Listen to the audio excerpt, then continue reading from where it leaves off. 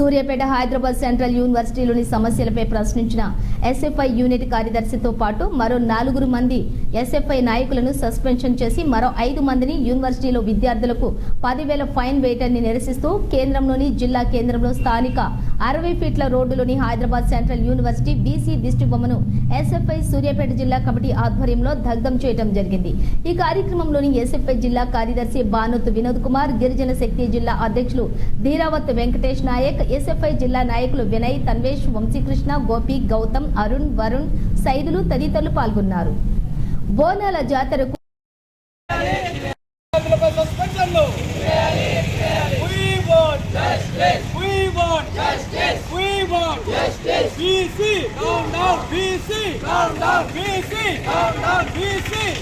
విద్యార్థుల జీవితాలతో చెలగాటం, విద్యార్థుల జీవితాలతో చెలగాటమా,